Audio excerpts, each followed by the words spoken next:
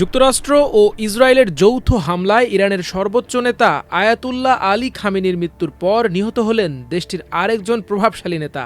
Iranian labour news এজেন্সির বরাত দিয়ে ইসরায়েলি সংবাদ মাধ্যম দ্য জেরুজালেম পোস্ট ও চীনা বার্তা সংস্থা সিনহুয়া জানিয়েছে, ইরানের সাবেক প্রেসিডেন্ট মাহমুদ আহমেদিনেজাদ নিহত হয়েছেন।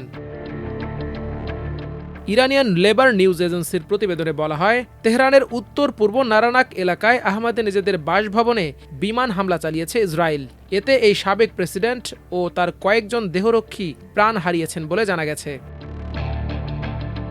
ইরানের পারমাণবিক কর্মসূচির পক্ষে জোরালো অবস্থানের কারণে বরাবরই ইসরায়েলের চক্ষুশূল ছিলেন আহমেদিনেজাদ। তিনি 2005 থেকে 2013 সাল পর্যন্ত ইরানের প্রেসিডেন্ট ছিলেন।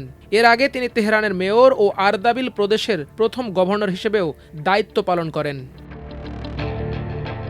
গত শনিবার ইরানের রাজধানী তেহরান সহ বিভিন্ন স্থানে ব্যাপক হামলা শুরু করে যুক্তরাষ্ট্র ও ইসরায়েল। মূলত ইরানের শীর্ষ নেতৃত্বকে লক্ষ্য করেই এসব হামলা চালানো হয়।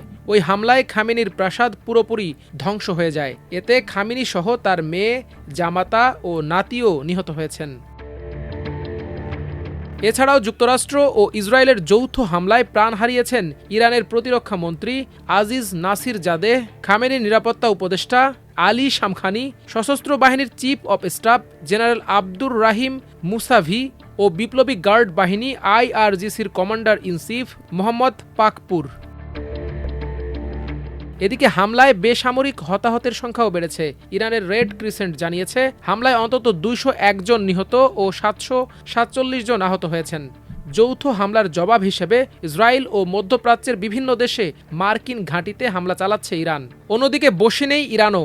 আক্রান্ত হওয়ার পর থেকে দেশটি একের পর এক পাল্টা হামলা চালাচ্ছে ইসরায়েলের বিভিন্ন শহর ও মধ্যপ্রাচ্যে অবস্থিত মার্কিন ঘাঁটিগুলোকে লক্ষ্য করে। শুধু ইসরায়েলের বেইত শেমস শহরে ইরানের ব্যালিস্টিক ক্ষেপণাস্ত্র হামলায় নিহত হয়েছে 9 জন। এছাড়াও ইরানের বিরুদ্ধে চলমান সামরিক অভিযানের অংশ হিসেবে 3 মার্কিন সেনা সদস্য নিহত হয়েছেন বলে জানিয়েছে যুক্তরাষ্ট্র। একই ঘটনায় আরও 5 জন সেনা গুরুতর আহত হয়েছে। সর্বশেষ তথ্য মতে ইরানের Islamic revolutionary guards corps IRGC দাবি করেছে, তারা উপসাগরীয় অঞ্চলে অবস্থানরত মার্কিন পতাকাবাহী রণতরী USS আব্রাহাম লিঙ্কনে হামলা চালিয়েছে। মাল্টিমিডিয়া ডেস্ক, আমার দেশ।